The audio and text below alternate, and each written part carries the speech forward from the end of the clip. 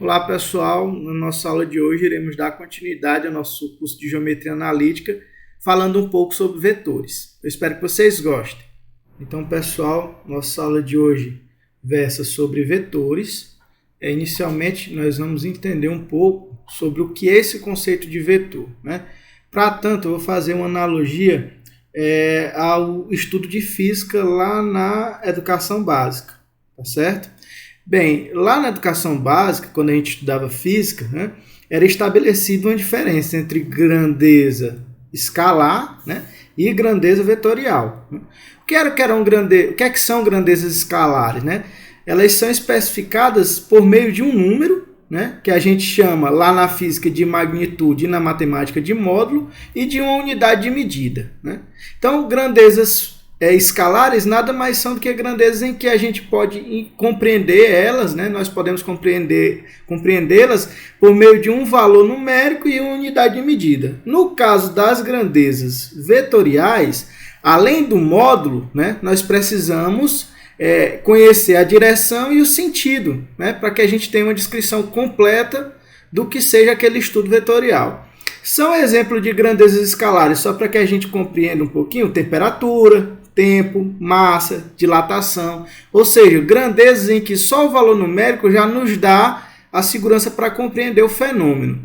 Já grandezas vetoriais existem vários exemplos, velocidade, né? Mas aqui eu trouxe o exemplo da força, tá? Em que a gente vai precisar de quê? A gente vai precisar de saber o valor, né, numérico dessa força e saber a direção e o sentido para que eu tenha, por exemplo, condições de entender, compreender melhor o fenômeno, tá? Então, assim, feita essa análise inicial, nós vamos para os conceitos de geometria analítica relativos a vetores, né? Então, eu vou partir de 4 definições que são premissas básicas, tá? A primeira definição é a definição de segmento orientado. Ou seja, para a gente vai ser um par ordenado de pontos, né, no qual o ponto A eu chamo de origem e o ponto B de extremidade. Então, um segmento orientado nada mais é do que um segmento de reta composto de um par de pontos AB, em que o primeiro é a origem e o segundo a extremidade. Então, essa é a definição de segmento orientado. Bem, um segmento orientado ele vai ter módulo, direção e sentido. Tá? A segunda definição traz exatamente isso. Então, dizemos que os segmentos orientados AB e CD, eu vou colocar aqui o segmento aqui AB e o segmento CD, né, eles são orientados, né? Então, dizer que eles têm o mesmo módulo, ou norma, ou comprimento, é dizer exatamente que os segmentos geométricos têm o mesmo comprimento. Então, aqui, esse segmento orientado AB, ele tem um módulo que eu chamo aqui de AB, né? Esse segmento orientado CD também tem o mesmo módulo, né? CD. Se eu digo que eles têm mesmo módulo, é exatamente porque essa distância aqui AB, né, esse comprimento AB, ele é igual ao comprimento CD. Né? Então, essa é a definição de segmentos orientados com o mesmo módulo. Tá? Uma outra definição importante é exatamente os segmentos orientados que têm a mesma direção. Então, dados dois segmentos orientados AB e CD, né? Então, tenho aqui um segmento AB e outro segmento CD, né? Não nulos. Então, dizemos que os segmentos orientados eles têm a mesma direção se os segmentos geométricos são paralelos. Ou seja, para que dois segmentos tenham a mesma direção, seus segmentos, né, geométricos eles têm que ser paralelos. Né? Então, essa é a definição 3 e, para finalizar, nós vamos para a definição 4. Então, considere os segmentos aqui AB e CD com mesma direção né, e suas retas suporte de segmentos distintas. Então, dizemos que os segmentos A, B e CD têm o mesmo sentido se as projeções de deslocamento origem e extremidade são as mesmas, ou seja, as projeções de deslocamento origem e extremidade são as mesmas. Nesse caso, o que é que eu estou querendo dizer? Eu tenho aqui o segmento AB e o segmento CD. Eles são, pela definição 4, eles têm a mesma direção. Quando é que eu digo que eles têm o mesmo sentido, né? Qual é a projeção origem e extremidade? Sai de A para B. Então, a projeção é essa, né?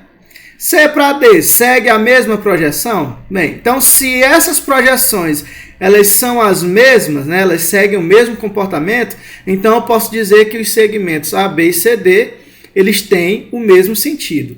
Do contrário, aqui nesse outro exemplo, AB, CD, percebam que a projeção AB vai, digamos assim, na diagonal para a direita e a projeção CD vai na diagonal para a esquerda. Nesse caso, eles têm sentido oposto ou sentido contrário. Então, aqui são exemplos de vetores com sentido, né, com o mesmo sentido, e aqui são exemplos de vetores com sentido contrário. Feita essa análise inicial, agora nós podemos fazer, né, executar exatamente a definição de vetores. Na realidade, o que é um vetor, gente? Então, um vetor é um conjunto X de todos os segmentos de reta que são orientados, né, e que eles têm uma peculiaridade. Eles vão apresentar mesmo módulo, mesma direção e mesmo sentido. Então, se eu tenho aqui um conjunto X formado pelos infinitos vetores que tem mesmo módulo, mesma direção e mesmo sentido, eu digo, né, que esse conjunto é o chamado conjunto dos vetores, né? Por que é que eu faço isso? Porque lá na geometria analítica, eu vou considerar aqui o plano cartesiano, quando eu representar um vetor, esse vetor nada mais é do que o conjunto de todos os vetores que são iguais a ele, ou seja, tem mesmo módulo, direção e sentido, que nos permite fazer um cálculo mais abrangente, né? Por exemplo, se eu chamar aqui um vetor U, né, no plano cartesiano, ele vai ter duas coordenadas, né, uma relativa ao eixo das abscissas e outra ao eixo das ordenadas. Vou chamar aqui de x1 e de y1. E esse vetor U ele vai representar todos esses vetores, né, que no plano cartesiano a gente representa um vetor como estando na origem do plano cartesiano, né? E aí, nesse caso aqui, eu vou representar assim, U igual a x1, y1. Ou seja, eu tenho esse vetor U com essas coordenadas no plano cartesiano. Tá? Se eu tenho dois vetores e um número real P, eu tenho que, né, pela definição, essa aqui é a definição de soma de vetores. A soma dos vetores U mais V vai ser exatamente a soma de suas coordenadas, ou seja, se a coordenada de U é x1, y1 e de V é x2, y2, quando eu somar U com V, vai ser x1 mais x2, y1 mais y2. E se por acaso eu tiver um número real, escalar, né, P, que multiplica um vetor, na realidade esse escalar ele multiplica todas as coordenadas do vetor. Então essa é a nossa primeira definição e a partir daqui surge esse primeiro exemplo. Então, vamos para o exemplo concreto. Dados dois vetores U igual a 2, 3, né, de coordenadas 2, 3, V de coordenadas menos 1 e 4 e W de coordenadas 5 e 2. A letra A pede para a gente calcular a soma de U com V. Bem, quais são as coordenadas de U? 2 e 3, mais as coordenadas de V, que são menos 1 e 4.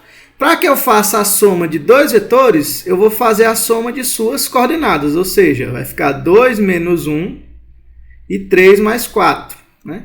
Nesse caso, quando eu somar os vetores U com V, né, isso aqui vai ser igual a o vetor 1 e 7. Tá? Aqui é a resposta da letra A. A letra B pede para eu multiplicar o escalar 3 pelo vetor U, ou seja, eu vou multiplicar pelo vetor W. Então, quem é o vetor W? 5 e 2. Então, nesse caso aqui, eu vou ter 3 vezes 5, 3 vezes 2. Ou seja, 3 vezes o vetor W vai ter essas coordenadas. 3 vezes 5 dá 15, 3 vezes 2 dá 6. Então, 15 e 6. E, por fim, a gente pode ter, né, uma sequência de operações envolvendo soma e produto por escalares. Né? Por exemplo, aqui na letra C, ele pede para eu calcular U mais 2V. Então, quem é o vetor U? 2 e 3. Mais 2V, ou seja, 2 vezes o vetor menos 1 e 4. Menos o vetor W. Quem é o vetor W? 5 e 2. Né? Ou seja, aqui vai ficar 2 e 3, mais 2 vezes menos 1 dá menos 2. 2 vezes 4 dá 8. Vou passar o negativo para dentro, né? Menos 1. Menos 1 vezes 5 dá menos 5. Menos 1 vezes 2 dá menos 2. Então, vou executar essa soma de vetores. Eu posso fazer elas 2 a 2, enfim. Né? Então, 2 menos 2, 0. 3 mais 8, 11. 0 e 11 mais menos 5 e menos 2. Então, aqui a expressão vai ficar 0 menos 5 dá menos 5. 11 menos 2, 9. Está aqui a resposta. Então, U mais 2V menos W é igual a menos 5 e 9. Está aqui a resposta da letra C do exemplo proposto. Para finalizar nossa aula, eu quero apresentar para vocês algumas propriedades de vetores. Né? Tem 4 referente à adição de vetores e 3 referente ao produto de um vetor por um escalar. Professor, só são essas? Bem, existem outras, mas essas são as que eu julgo mais importantes, tá bom? Então, aqui as propriedades 4.1. A adição de vetores ela é comutativa, associativa, tem um elemento neutro e tem um elemento simétrico. Tá? Só para a gente, eu vou só fazer uma demonstração aqui da comutatividade, só para vocês perceberem. Né? Então, vamos supor que eu tenho aqui o vetor U de coordenadas x1 e y1 e o vetor V de coordenadas x2 e y2. Né? Então, quem é U mais V? Né? Pela nossa definição, é a soma das coordenadas, que é x1 mais x2, y1 mais y2. Bem, a soma dos escalares ela possui a propriedade comutativa, ou seja, x1 mais x2 na realidade é a mesma coisa de x2 mais x1.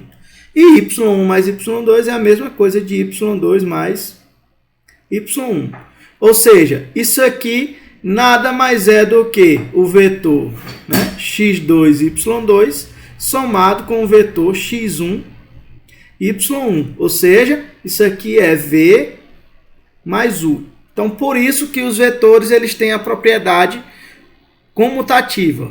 Nesse caso, U mais V é igual a V mais U. Tá?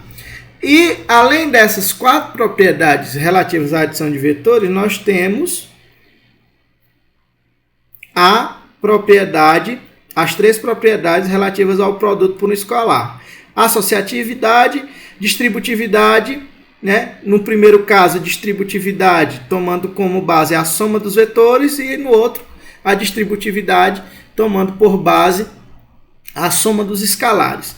Lembrando que o elemento neutro da soma de um vetores é chamado de vetor nulo. Então, o vetor nulo, que é o vetor 0, tem coordenadas 0 e 0. Tá? E o elemento simétrico é exatamente o elemento dado um vetor U, seu simétrico é U menos U. Porque a soma de um elemento com seu simétrico tem que ser o elemento neutro, nesse caso, vetor nulo. Tá? Então, só para a gente finalizar aqui. Então, pessoal, aqui eu quero só pedir perdão a vocês, corrigir aqui essa propriedade. Né? A associatividade é essa propriedade aqui, ó, P vezes M, né, vezes o vetor U é igual a P que multiplica M vezes o vetor U. Né? Ou seja, eu tenho essa propriedade associativa para multiplicação. Tanto faz eu multiplicar logo os escalares e depois multiplicar o vetor, como multiplicar primeiro um escalar pelo vetor e a partir desse resultado multiplicar o outro escalar pelo vetor. Inclusive, eu vou utiliza esse espaço para demonstrar essa propriedade, tá? Então vamos lá. Se eu tenho aqui P, que é um escalar que multiplica M, que multiplica o vetor U, né? O vetor U nada mais é do que o vetor de coordenadas P vezes M de coordenadas x1, y1. Quando eu multiplico P vezes M, né, que são dois escalares, eu encontro outro escalar. Para eu fazer o produto de um escalar por um vetor, eu multiplico ele por todas as coordenadas, ou seja, vai ficar P vezes M vezes x1, P vezes M vezes x2, tá certo? Nesse caso aqui, eu posso, como eu tenho aqui dois escalares, né, P e M, que se repetem nas duas coordenadas, eu posso retirar um ou outro, né? Se eu retirar os dois, eu volto para a mesma expressão. Nesse caso aqui, eu vou retirar primeiramente P, né, que aí fica P que multiplica mx1, m, y1, né? Aqui, perdão, aqui é y1, né? Tá certo? De sorte que eu vou ter que P vezes M, que multiplica o vetor U, vai ser igual a P, que multiplica o vetor mx1, my1. Né? E aí, novamente, eu posso aplicar a propriedade, né? Então, eu vou ter aqui, como eu tenho m em ambas as coordenadas, eu posso retirar, né, esse m. Então, P que multiplica m, multiplica x1, y1. Então, quem é x1, y1 é o próprio vetor U. Ou seja, isso aqui vai ser igual, né, essa expressão vai ser igual a P que multiplica m, que multiplica U. E aí, tá demonstrada a propriedade. Então, logo, P que multiplica m, que multiplica o vetor U, é igual a P que multiplica m vezes o vetor U. Né? E essa é a propriedade associativa e aqui está demonstrado. Meu pessoal, por hoje é só. Até a próxima. Um abraço.